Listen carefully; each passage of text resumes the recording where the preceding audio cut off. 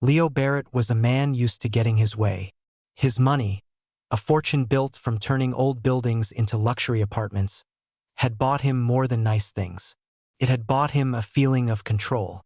He believed he could look at a person and see what they were made of, like he was reading the blueprint of a house. He was often right, which made him even more sure of himself.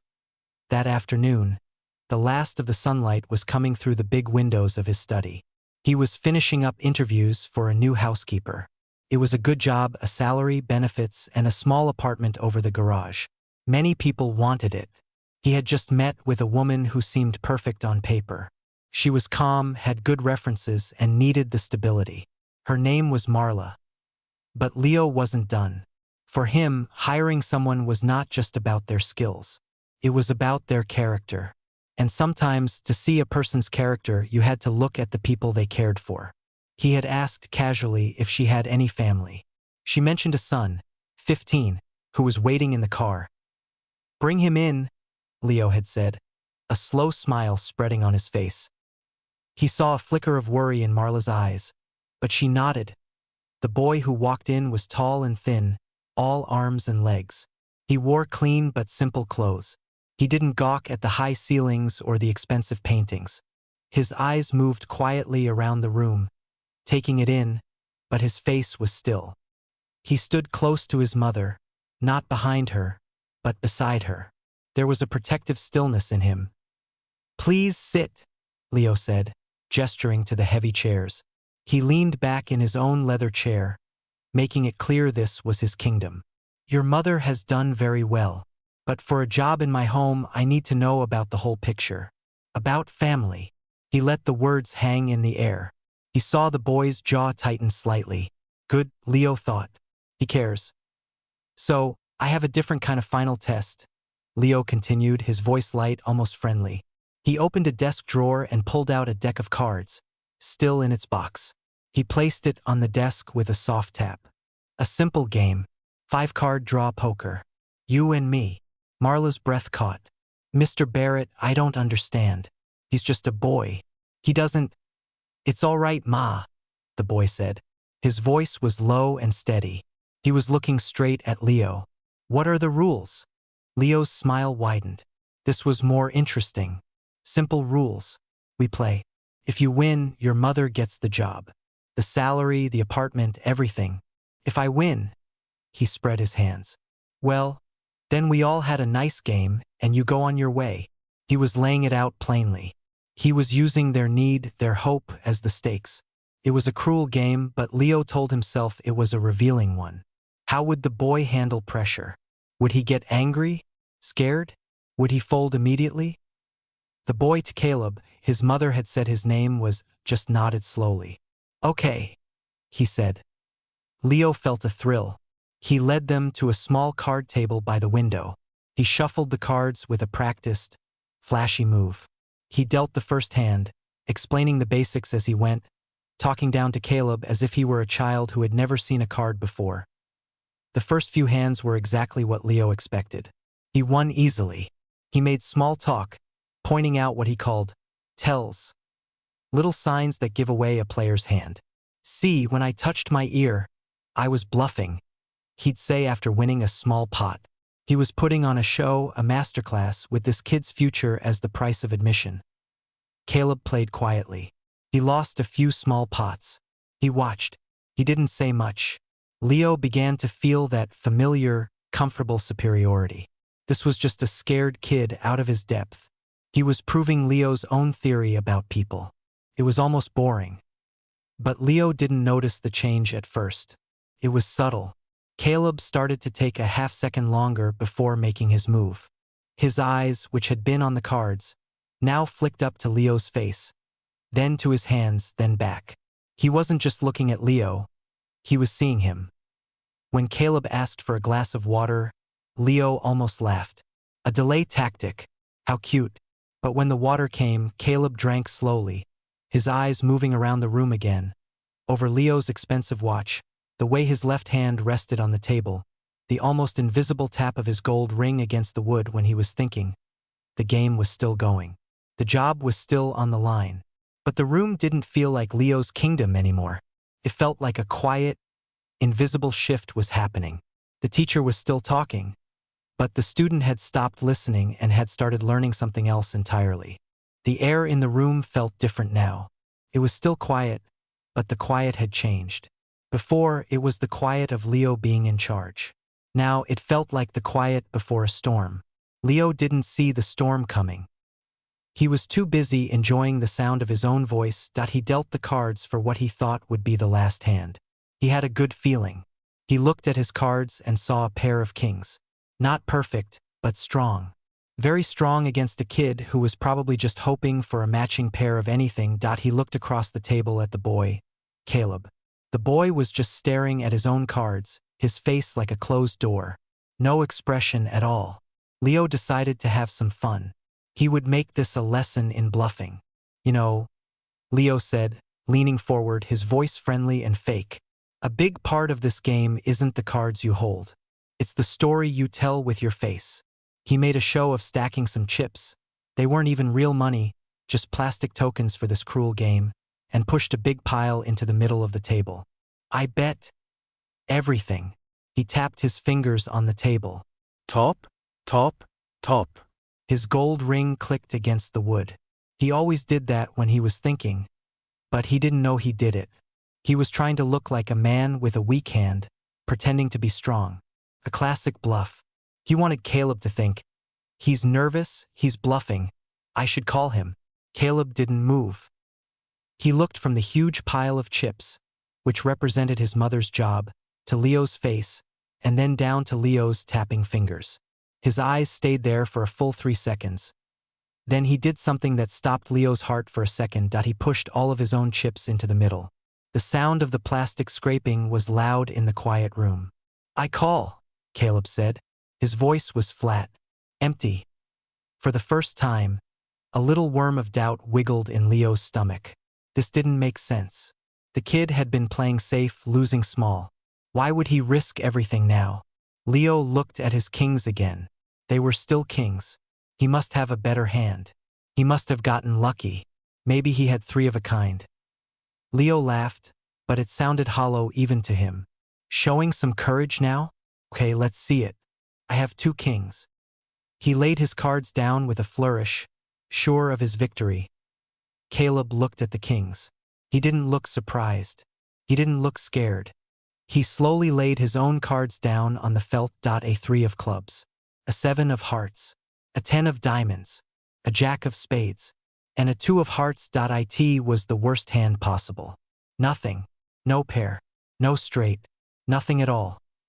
Leo let out a real laugh now, a bark of relief. Kid, you have nothing. You lost. What were you thinking? He started to reach for the pot, the symbol of his win, his little game over. Wait. The word was soft, but it cut through the room. It was Caleb's mother. She had been sitting perfectly still, her hands clenched in her lap, her face pale. But now she was looking at her son, not at Leo, and there was something in her eyes. Not hope, but a deep, painful knowing. Caleb was still looking at Leo. You tapped your finger, he said. Your ring. You tapped it 12 times. Leo froze, his hand over the chips. So? You only do that when you're trying to look like you're thinking hard, Caleb said.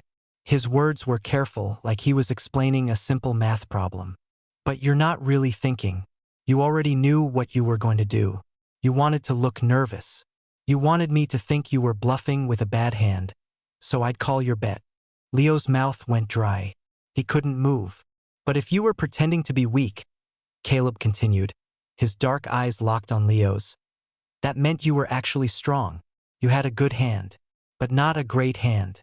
If you had a great hand, like 3 kings, you wouldn't need to act. You'd just bet and wait. So you had a good hand you were proud of. Probably a high pair. Kings or aces. He nodded toward the cards on the table. My hand was garbage. I knew that. But my bet wasn't about my cards.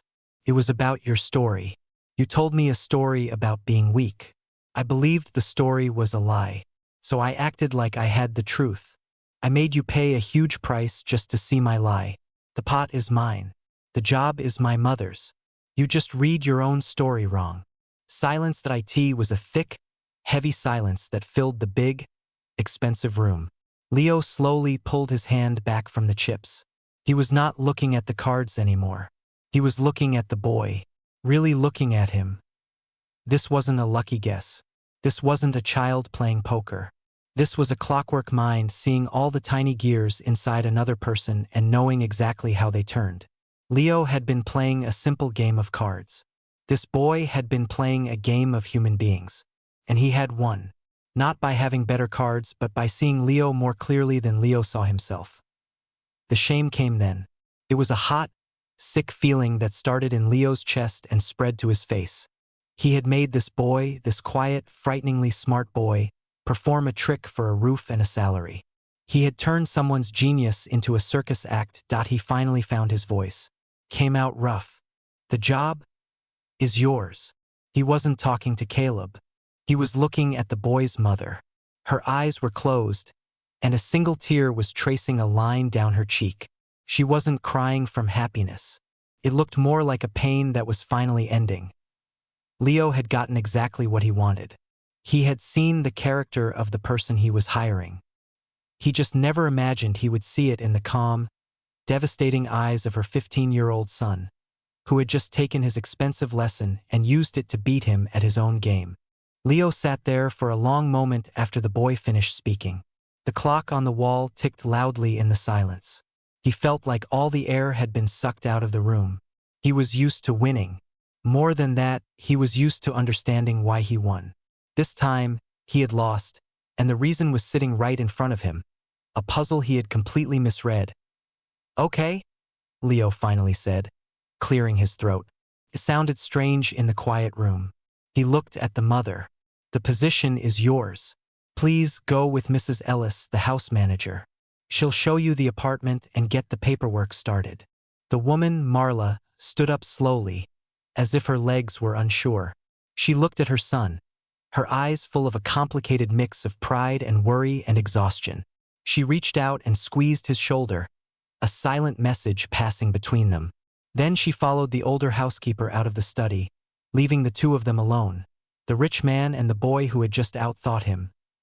Leo gestured to the cards and chips still on the table. "Leave it," he said. He walked over to a small cabinet and poured himself a glass of water. He didn't offer one to Caleb. His mind was racing too fast for manners. He took a long drink and turned around, leaning against the cabinet. "So," Leo began. "How long?" Caleb had settled back in his chair. He wasn't slouching, but he wasn't stiff anymore either. The performance was over. "How long what? How long have you been able to do that?" Leo waved a hand at the table. "Read people like a book. Turn a card game into a psychology test."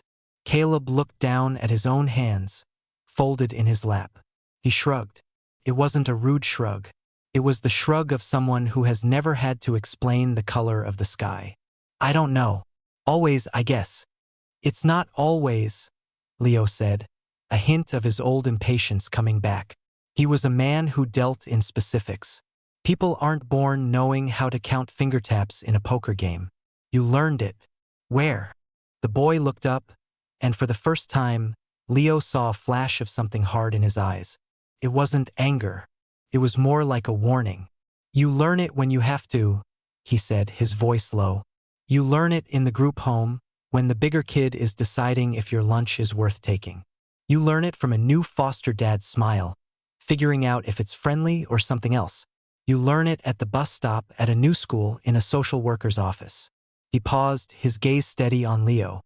"You learn which stories are true and which ones are just taps on a table." Leo felt his face grow warm. He was a man who made million-dollar deals based on gut feelings about character. He prided himself on it. And here this kid was telling him that his entire sophisticated skill was just a survival tool. A basic, necessary skill for getting through the day without getting hurt. "So, poker?" Leo asked. "Poker's easy," Caleb said, and there was no boast in it. It was just a fact. Everyone agrees on the rules. The cards are right there. Real life. The rules change. The cards are hidden. People's eyes and hands tell you more than their words. He glanced at Leo's own hands, which were gripping the water glass tightly. Leo instantly relaxed his grip, feeling exposed. Leo thought about his own childhood. It was safe. It was private schools and summer camps. His idea of reading people was deciding which classmate had the best connections for later. This boy's idea of reading people was deciding who was safe and who was a threat. He had been so arrogant. He had set up this little game to see what the boy was made of, and the boy had shown him a depth and sharpness that left him feeling shallow and foolish. "What do you want?" The question came out of Leo before he could stop it. It was a businessman's question, a fixer's question. Caleb looked confused. "My mom got the job. That's what we wanted." "No, for you," Leo insisted. He put the glass down. "That mind of yours. You can't just use it to watch out for foster parents. There's got to be more."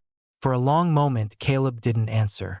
He looked out the big window at the perfectly manicured garden. "I like math," he said finally. "It makes sense. The numbers are honest. They don't tap their fingers and lie. Math, of course, a system of pure logic, a refuge from the messy, unpredictable calculus of human beings." Leo nodded slowly. The shame was still there, but now it was mixing with something else. A reluctant, dawning respect, and a responsibility he hadn't asked for but had definitely earned by being such a jerk. He had demanded a show of genius. Now he had to look it in the eye. He couldn't just pat it on the head and send it to live over the garage. The game was over, but Leo understood, for the first time, that he was the one who had truly lost the moment he decided to play it. And the boy, with his quiet eyes and his terrifying understanding, had won something much bigger than a job for his mother. He had stripped Leo bare right there at the card table, and they both knew it. The silence between them stretched out. Leo broke it by walking back to his desk and sitting down heavily in his chair. The big leather seat didn't feel as comfortable as it usually did. It felt like he was sitting in a throne he didn't deserve anymore. "Math?" Leo repeated, the word feeling strange in his mouth. He was a man of gut feelings and bold offers, not equations. "What kind of math?" Caleb seemed to relax a fraction, maybe because the topic was safer. "All kinds. Puzzles, mostly. Logic problems. Things where you have to find the pattern, the rule that makes everything fit." He glanced again at the card table. "It's like that, but cleaner. There's an answer. One right answer." Leo understood that. In business, there were 100 right answers and 1,000 wrong ones, and telling the difference was an art. He'd always thought of himself as an artist. Now he felt like a toddler who'd been finger painting next to a master. "Your school," Leo started, then stopped. He realized he knew nothing about where this kid went to school, or if he even went regularly. "Do they have things for that? For kids who are good at that stuff?" A small, almost invisible smile touched Caleb's lips. It wasn't happy. It was the kind of smile you give when someone asks a question that shows how little they know about your world. "My school has a library with books from 1992, he said simply. "The math teacher is also the football coach. He's a good guy, but he's just trying to get everyone to pass the basic test." Leo felt another pang of that uncomfortable shame. His own nephews went to a private academy where they had robotics labs and competitive math teams that traveled to other states. He'd never given it a second thought. It was just how things were. He made a decision. It wasn't a grand, generous one. It felt more like paying a debt, or like balancing the scales after he'd been caught cheating. "This house," Leo said, waving his hand around the study. "That door over there leads to the library. It's not just for show. My father collected books. Serious books. There's a whole section on mathematics, history of science, that kind of thing. Old textbooks, journals. It's just sitting there." Caleb's eyes followed his gesture to the heavy wooden door. A spark of real interest, the first Leo had seen that wasn't about survival, lit up his face. It was quickly hidden again, replaced by careful neutrality. He was waiting for the catch. "There's no catch," Leo said, as if reading his mind. Maybe he was starting to learn. "The door's unlocked. If you're bored, or if you want some quiet, you can go in there. Just don't damage the books. Some are old." He paused, thinking of his next move. Felt like walking on thin ice. And I know a man, an old friend from college. He's a lawyer, but that's just his day job. His real love is chess. He's a master. He also happens to tutor kids in advanced logic for some of those special academic tests. Leo didn't say the name of the test. He wasn't sure which one applied. I could ask him if he'd be willing to play chess with you sometime. Talk with you. No strings. He watched the boy closely. Caleb was thinking it over, turning the offer around in his head, looking for the hidden trap, the tapping finger. Leo forced himself to sit perfectly still, to give nothing away. Why? Caleb asked. That one word held a world of suspicion. We got the job. You don't have to do anything else. Leo looked down at his own hands, the gold ring glinting. He thought about the 12 taps. He thought about the look on the mother's face. Not gratitude, but a weary relief. He thought about how small and stupid his little power game felt now. Because I was wrong, Leo said. The words were hard to say, but they were true. I treated something important like it was a toy. This isn't a gift. This is an apology. And you don't have to say yes. Caleb was silent for so long Leo wondered if he'd just leave the room. Finally, he gave a slow, single nod. The library would be okay, he said. And the chess. That would be interesting. It was settled. There was no thank you. Leo didn't expect one. He felt strangely that he'd passed a different kind of test. A harder one. Just then, Caleb's mother came back into the study with Mrs. Ellis. She looked lighter, as if a physical weight had been lifted from her shoulders. She saw her son and gave him a real, small smile. The apartment it's wonderful, she said to Leo, her voice formal. Thank you for the opportunity, Mr. Barrett. We won't let you down. Leo stood up. I'm sure you won't. He looked from the mother to the son. Caleb has just been telling me about his interest in mathematics. I've offered him the use of the library. I hope he'll find it useful. He saw the mother's eyes widen slightly, then fill with a cautious warmth. She looked at her son, who gave her a tiny, reassuring nod. She understood, in that moment, that something more had happened in this room than just a job interview. Something had changed. That's very kind, she said softly as they left the study to go see their new home above the garage. Leo stayed behind. He walked over to the card table and looked at the scattered cards. He picked up the 2 kings he'd been so proud of. He stared at them for a moment, then at the worthless hand Caleb had played. The winning hand. He hadn't just lost a game of poker. He'd been given a lesson in value. And for a man who built his life on knowing the price of everything, it was a lesson that was going to take a long, long time to understand. The next week was strange for Leo. His big, quiet house now had new sounds. The soft hum of a vacuum cleaner in a distant room. The gentle clink of dishes being put away in the kitchen. He'd see Marla, the mother, moving through the halls with a quiet efficiency. She was a good worker, thorough and unseen, just as he'd wanted. But it was the other presence that unsettled him. The boy. Leo found himself listening for him. He'd walk past the library door and see it slightly ajar. Peeking in, he'd see Caleb sitting in a deep armchair, a huge, old book open on his lap. He wasn't just looking at the pictures. His eyes scanned the pages with a focus that was almost intense. Sometimes, Leo would see a scrap of paper on the side table, covered in neat, small numbers and symbols. It looked like a secret language. Leo kept his promise.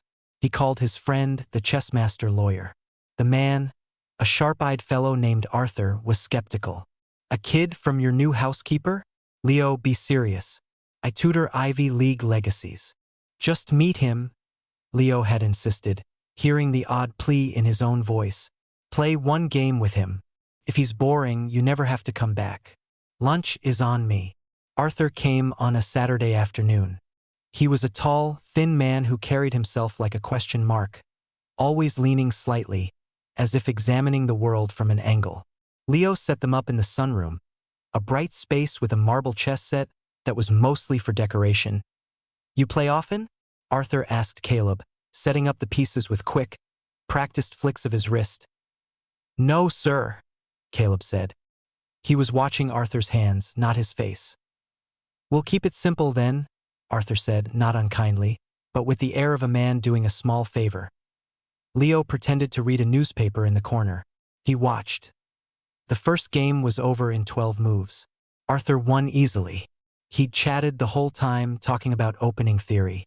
Caleb had just nodded, his face blank. Another? Arthur asked, already resetting the board. He seemed to think the lesson was now in session. Yes, please, Caleb said. The second game was different. Caleb went first this time. He made a very standard beginner's opening move. Arthur responded, already looking a bit bored. But then Caleb's next move was slower. He wasn't looking at his own pieces. He was watching Arthur. Specifically, he was watching Arthur's left hand, which hovered over the board. When Arthur was considering a safe, solid move, his fingers would spread slightly. When he saw a potential attack, his index finger would stiffen. Leo saw it happening in real time. Caleb wasn't playing the board. Not yet. He was playing the man.by the 20th move. Arthur had stopped talking. He was leaning forward, his eyebrows knitted together. Caleb had sacrificed a knight in a way that seemed stupid, but it had forced Arthur's queen into a corner of the board. Arthur's finger had stiffened just before he moved her there. A tiny flash of aggression Caleb had clearly seen and used as a trap. The game lasted 45 minutes. In the end, Arthur won again, but his forehead was damp with sweat. He let out a long, slow whistle as he checkmated Caleb's king. Well, Arthur said, staring at the board. That was not simple. Caleb just nodded. Thank you for the game. Arthur turned to look at Leo, his earlier skepticism completely gone, replaced by pure intellectual curiosity. You said he likes math? Has he studied game theory? Decision trees? I don't know, Leo said honestly. He likes puzzles. Arthur looked back at Caleb, a new respect in his eyes. What you did there, you weren't just thinking about the pieces. You were thinking about what I was thinking about the pieces. That's a different level. He took out a business card and handed it to Caleb. My number. If you ever want to talk about logic puzzles that don't involve beating up an old man at chess, you call me. We can start with something called the prisoner's dilemma. See what you make of it. After Arthur left, the house felt even quieter. Leo found himself in the kitchen getting a glass of water. Caleb was there, washing his hands at the sink. He's interesting, Caleb said, without turning around. It was the most unprompted thing he'd ever said to Leo. He is, Leo agreed. He hesitated. He doesn't give out his card to just anyone. Caleb turned off the water and dried his hands meticulously on a towel. He looked at Leo, and for a second the careful mask was down. He just looked like a very smart, very tired young man. The library, he said. There's a book there. From 1958. About mathematical patterns in nature. The Fibonacci sequence. Leo had no idea what that was. Is it good? It's... Caleb searched for the word. It's honest. The spiral of a shell, the branches of a tree. They follow a rule. A number rule. It's not pretending to be anything else. He paused. It makes sense. In that moment, Leo understood what he was really saying. The world of people, with their tapping fingers and fake smiles and hidden motives, it was exhausting. It was a game he had to play to survive. But numbers, patterns, the clean logic of a shell spiral, that was a place he could rest. That was truth. Leo just nodded. He didn't have a big speech. He felt like he was standing at the edge of a forest, watching someone else find a path he never knew existed. I'm glad it's there, Leo said finally. And he meant it. Caleb gave that same, small, not quite a smile and left the kitchen. Leo stood there, holding his glass of water, listening to the sound of the boy's quiet footsteps going back towards the library, towards the honest numbers and the silent, reliable patterns. He realized he was holding his breath, as if a single loud sound might break the fragile understanding that was slowly growing between them in the quiet house. Summer came, thick and hot. The big house, usually so still, felt different. Life was happening in it, quietly. Marla kept everything running so smoothly that Leo would sometimes forget she was there, which he knew was the highest compliment for someone in her job. She was like the quiet hum of the air conditioning, you only noticed it if it stopped. But it was her son who Leo noticed. The boy, Caleb, had become a ghost in the library. Leo would pass by and see him there, buried in a book thicker than his arm, or scribbling on a notepad. The chess afternoons with Arthur had become a regular thing. Every other Saturday, Arthur would show up with a bag that held not just a chessboard, but books with strange titles about logic and philosophy. Their conversations were quiet, intense. Leo would hear the low murmur of their voices, the long silences, and then Arthur's sudden, sharp laugh of surprise or admiration. One afternoon, Arthur sought Leo out in his study. He had a strange look on his face, part excitement, part disbelief. You realize what you have living over your garage, right? Arthur said, not bothering with a hello. Leo put down his pen. A very smart kid. Arthur shook his head. No, Leo. That's like calling a diamond a shiny rock. He's not just smart. He's a pure, uncut problem-solving engine. The way he thinks, he doesn't get attached to the first answer. He dismantles the question itself. I gave him a classic logic puzzle last week, the kind they use to screen for certain high-level programs. He solved it in 10 minutes. Then he spent the next hour showing me 3 more efficient ways to solve it, and a flaw in the original puzzle's premise. He sank into a chair, running a hand through his hair. He should be in a special summer program, the kind at the university, not sitting here with an old lawyer playing games. Leo felt a familiar, complicated twist in his gut. Pride mixed with that old stubborn shame. He had provided a library a chess tutor. He'd thought he was being generous. But Arthur was right. It was like giving a race car driver a bicycle and a map of the neighborhood. What kind of program? Leo asked, his voice businesslike. Arthur told him. It was a 4-week intensive for high school students in advanced mathematics and computational thinking. It was competitive. It was also very, very expensive. The application deadline had passed. Leo was quiet for a moment. He thought about the poker game. He thought about the boy's tired eyes finding peace in the spiral of a shell. He thought of his own nephews, whose paths were paved with every opportunity money could buy, who took such things for granted.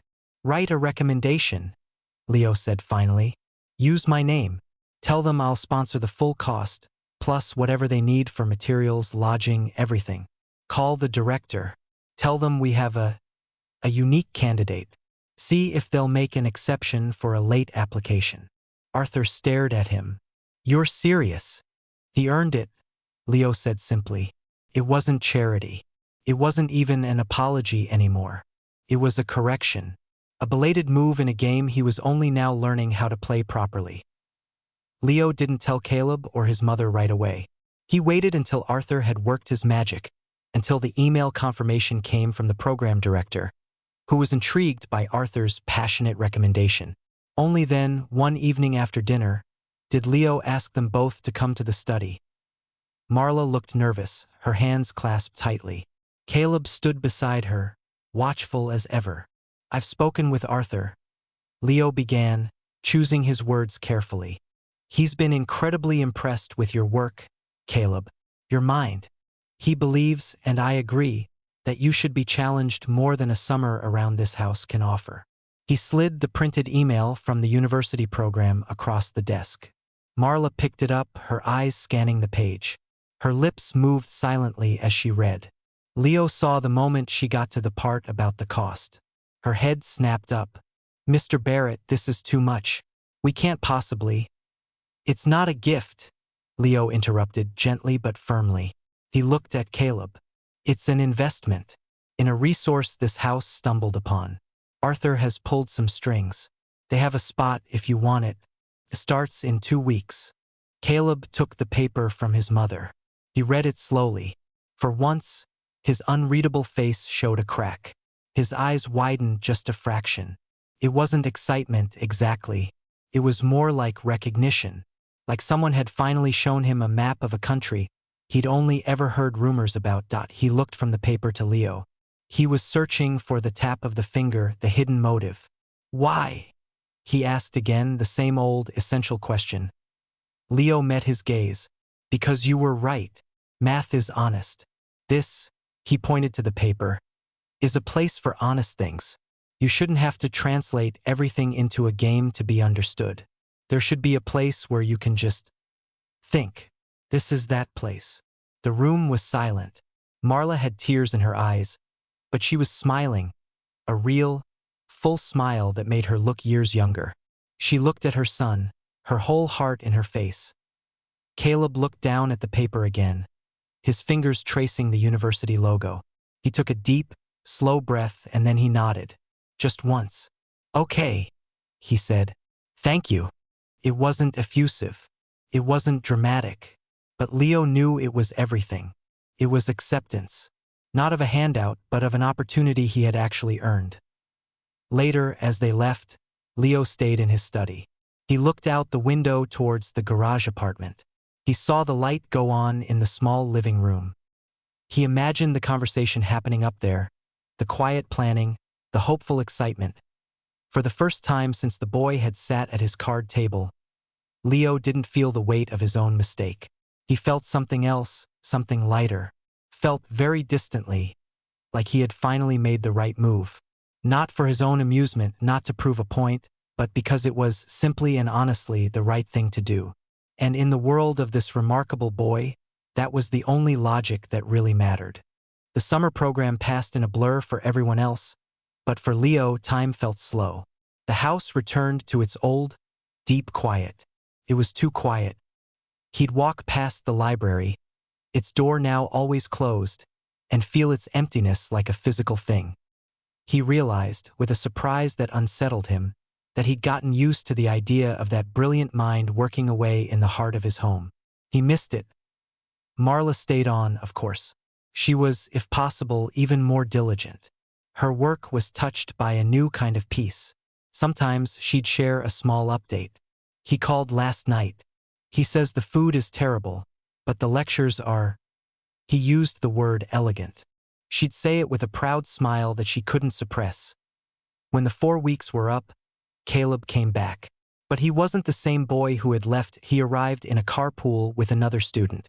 Leo saw him from the window, getting his bag out of the trunk.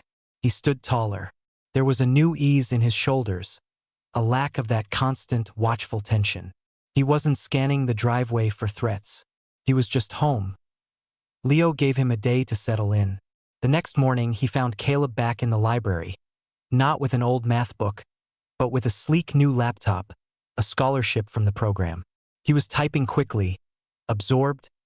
So, Leo asked, leaning against the doorframe, was it honest? Caleb looked up. For the first time ever, Leo saw a genuine, unguarded smile on his face.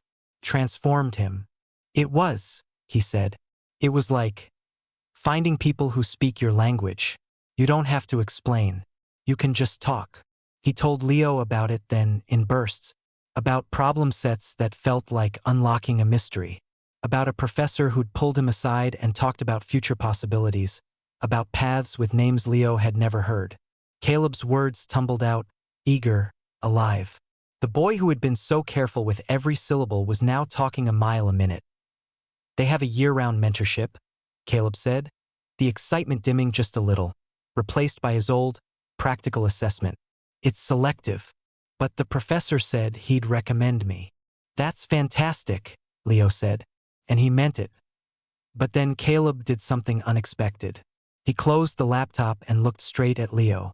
I need to ask you something, he said, his voice serious again. Anything. My mom. This job. The apartment. Is it permanent? As long as she does good work. Leo was taken aback. Of course it is. She's the best housekeeper I've ever had. Why? Caleb nodded, seeming to digest this. Good. Because I've been thinking.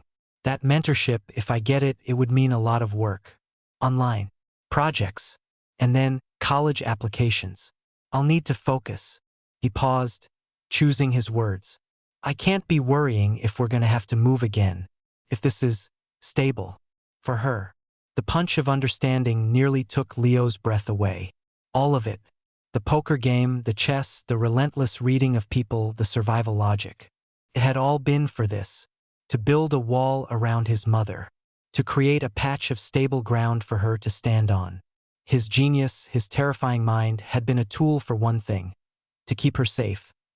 And now he was using his new security, his new future, to double-check the locks on the door. He was negotiating, not for himself, but for her peace of mind. Leo felt a thickness in his throat. He looked at this young man, no longer a boy, and saw the fierce, loyal heart that had been there all along, hidden behind the calculations. "Caleb," Leo said, his voice rough, "your mother has a home here for as long as she wants one. That is not part of any deal. That is a fact. You have my word." He didn't offer a handshake. He just held the boy's gaze, letting him look for the tell, the tap, the lie. He knew Caleb would find none. Caleb searched his face for a long moment. Then he simply nodded. Okay. It was the same word he'd used when accepting the library, the chess, the summer program. But this time it was full. It was trust. The following autumn, things found a new rhythm. Caleb was busy, glowing with a quiet purpose. He'd work in the library, video calling with his mentor, his world expanding far beyond the walls of the house. Leo would sometimes bring him a sandwich at lunchtime, placing it quietly on the desk. Caleb would murmur a thanks, not looking up from a complex graph on his screen. One evening, Leo was in his study, looking over a property report. The door was open. Caleb walked past, then stopped. He turned and came back, standing in the doorway. "Do you want to see something?" he asked. Leo looked up. "Sure." Caleb walked in and placed a single sheet of paper on the desk. It was a printout of an email. It was from the university. The first line read, "On behalf of the admissions committee, I am delighted to offer you early acceptance." Leo didn't read the rest. He looked up at Caleb, whose face was calm, but whose eyes were shining with a hard-won, profound victory. "Full scholarship," Caleb said softly. For a moment, Leo couldn't speak. The feeling that rose in him wasn't pride of ownership. It wasn't the satisfaction of a good investment. It was humbling, awestruck joy. He thought of the scared, brilliant kid at the card table, playing for his mother's rent. He thought of the endless, uncertain road that had stretched before him then. "Caleb," Leo finally managed. That is magnificent." It was the best word he could find. Caleb picked the paper back up. "I start in the fall." He looked around the study, the same room where it had all begun with a deck of cards and a cruel game. "We'll be okay. My mom and me." "I know you will," Leo said. Caleb nodded and left the room, heading back to his own future. Leo sat alone in the quiet. He looked at the empty card table in the corner, now just a piece of furniture. He had seen the boy's genius that day, but he had realized it far too late. The real genius wasn't in the winning. It was in the why.